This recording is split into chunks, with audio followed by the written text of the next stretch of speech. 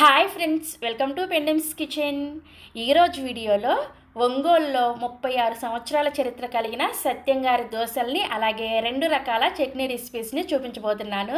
దోశ చూసారా ఎంత మెత్తగా స్పాంజ్ లాగా ఉందో, నోట్లో పెట్టుకుంటే అలా కరిగిపోతుంది. చాలా చాలా పర్ఫెక్ట్గా చాలా రుచిగా వస్తుంది.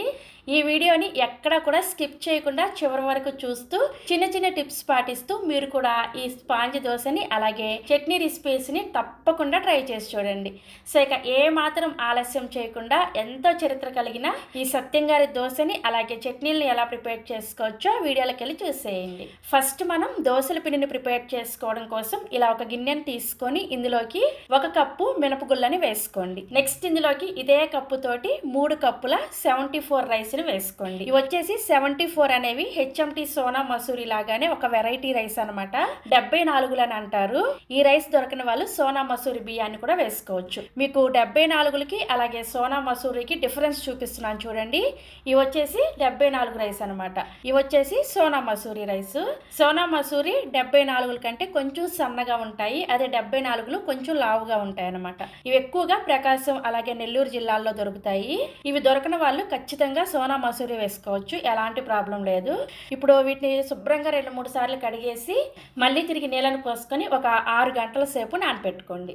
6 గంటల తర్వాత ఇలా ఒక చిన్న గిన్నెని తీసుకొని ఇందులోకి మీరు ఏ కప్పుతో అయితే మినపగుళ్ళను కొలుచుకొని తీసుకున్నారో అదే కప్పుతోటి 3/4 కప్పు అటుకులను వేసుకొని వీటిని కూడా శుభ్రంగా కడిగేసి ఒక 10 నిమిషాల పాటు నానపెట్టుకోండి. సో 10 నిమిషాల తర్వాత ముందుగా మనం నానపెట్టుకున్న బియ్యం మినపప్పు చూడండి చక్కగా నానిపోయాయి.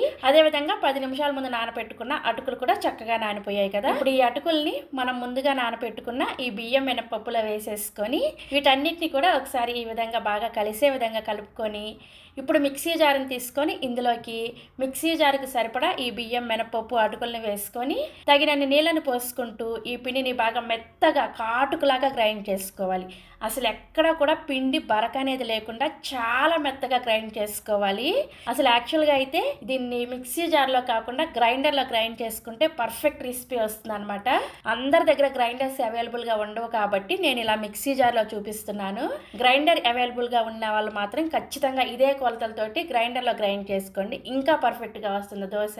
చూసారు కదా, ఇలా బాగా మెత్తగా కాటుకులాగా గ్రైండ్ చేసుకున్న ఈ పిండిని ఒక గిన్నెలోకి వేసుకోండి.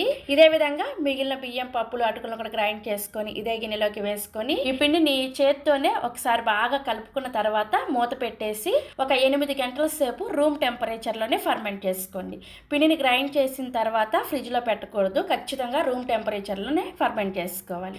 సో 8 గంటల సేపు పిండి పులిసిన తర్వాత నెక్స్ట్ డే ఉదయాన్నే మీకు చూపిస్తున్నాను చూసారా, పిండి ఎంత చక్కగా పొంగిందో కదా. ఇలా పొంగితేనే మనకి దోశ చాలా పర్ఫెక్ట్గా వస్తుంది. ఇలా పొంగిన పిండిని గరిటతో ఒకసారి బాగా కలిపేసుకొని పక్కన పెట్టుకోండి. నెక్స్ట్ ఇప్పుడు ఒక చిన్న గిన్నె తీసుకొని ఇందులోకి 1 టేబుల్ స్పూన్ బియ్యం పిండిని వేసుకోండి, పొడి బియ్యం పిండి.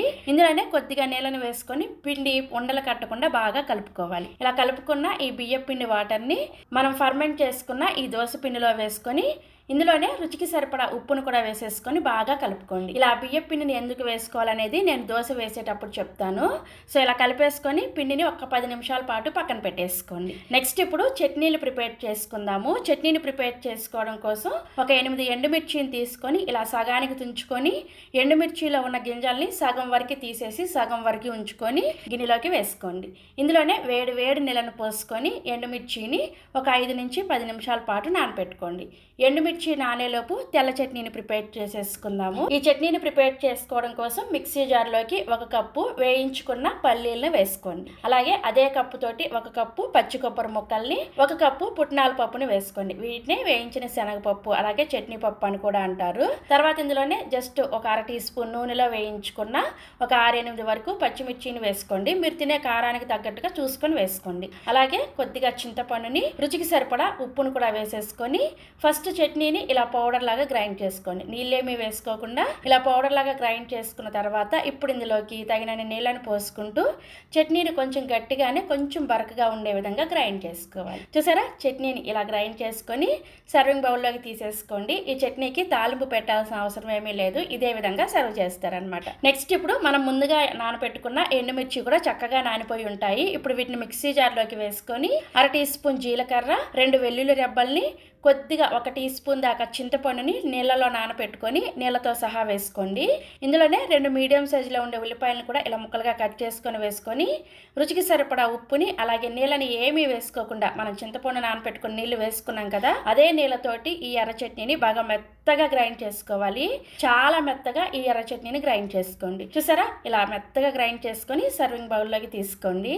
అంతే, ఎర్ర చట్నీ రెడీ అయిపోయింది. దీనికి కూడా తాలింపు వేయాల్సిన అవసరం లేదు. చాలా చాలా రుచిగా స్పైసీగా ఉంటుంది. సో మనకి 2 రకాల చట్నీలు రెడీ అయిపోయాయి. ఈ లోపు పిండి కూడా చక్కగా నాని ఉంటుంది. ఇప్పుడు దోసల పెనాన్ని వేడి చేసుకొని పెనం వేడైన తర్వాత మంటను మీడియం ఫ్లేమ్ లోకి పెట్టేసుకొని ఈ విధంగా కొంచెం చిన్న దోశలాగా వేసుకోండి. మరీ పలచగా కాకుండా ఇలా కొంచెం లైట్ గా మందంగా ఉండాలి. అదే విధంగా దోశ సైజు కూడా ఈ విధంగా ఉండాలన్నమాట. దోశ వేసిన వెంటనే దోశ పైన చూసారా చక్కగా హోల్స్ వస్తాయి. ఇలా హోల్స్ వచ్చిన తర్వాత కొద్దిగా నూనెను వేసుకొని ఈ దోశ ఒకవైపు కాలిన తర్వాత మీడియం ఫ్లేమ్ లోనే రెండో వైపు కూడా తిప్పుకొని కాల్చుకోండి. ఇందాక మనం దోశల పిండి పులిసిన తర్వాత బియ్యపిండి నీళ్ళను వేసుకున్నాం కదా, అలా బియ్యపిండి నీళ్ళను వేసుకోవడం వల్లే చాలా తెల్లగా సాఫ్ట్ గా వస్తుంది అనమాట. అందుకని ఖచ్చితంగా బియ్యపిండి నీళ్ళను వేసుకోవాలి. అది కూడా దోశ వేసుకునే ముందు ఒక 10 నిమిషాల ముందు వేసుకుంటే సరిపోతుంది అనమాట. సో దోశ ఇలా చక్కగా రెండు వైపులు కూడా కాలిన తర్వాత సర్వింగ్ ప్లేట్ లోకి తీసుకోండి. ఇదే విధంగా మిగిలిన పిండితో మీకు ఎన్ని దోశలు కావాలంటే అన్ని దోశలు వేసుకొని సర్వింగ్ ప్లేట్ లోకి తీసేసుకొని మిగిలిన పిండిని చక్కగా ఫ్రిడ్జ్ లో పెట్టుకున్నారంటే 3-4 రోజుల పాటు ఈ పిండితో మీరు దోశలు వేసుకోవచ్చు. సో అన్ని దోశలు కూడా వేసుకున్న తర్వాత మీకు నేను చూపిస్తున్నాను చూసారా, దోశ ఎంత సాఫ్ట్ గా ఉందో. అలా నోట్లో పెడితే ఇలా కరిగిపోతుంది. చాలా చాలా రుచిగా కూడా ఉంటుంది. హడావిడి ఏమీ లేకుండా చాలా తక్కువ పదార్థాలతోటి ఈ సత్యం గారి దోశను ప్రిపేర్ చేసుకోవచ్చు. అయితే దీనిలో మెయిన్ ఏంటంటే పిండిని బాగా మెత్తగా గ్రైండ్ చేసుకోవాలి. అప్పుడే మీకు దోశ పర్ఫెక్ట్గా వస్తుంది అనమాట. ఖచ్చితంగా గుర్తుపెట్టుకోండి, పిండిని గ్రైండ్ చేసుకునే స్టెప్ అనేది చాలా చాలా ఇంపార్టెంట్. సో ఇలా అన్ని దోశలు వేసుకొని మనం ప్రిపేర్ చేసిన సత్యం గారి 2 చట్నీలతో సర్వ్ చేసుకోండి. ఖచ్చితంగా ఈ చట్నీలతో సర్వ్ చేసుకుంటేనే ఈ దోశ రుచిని ఎంజాయ్ చేస్తారు. ట్రై చేయండి. ట్రై చేసి టేస్ట్ చేసిన తర్వాత మీ ఫీడ్బ్యాక్ని నాతో షేర్ చేసుకోవడం మర్చిపోవద్దు. మరిన్ని రెసిపీస్ కోసం మన పెండెమ్స్ కిచెన్ని సబ్స్క్రైబ్ చేసుకోండి. Thank you.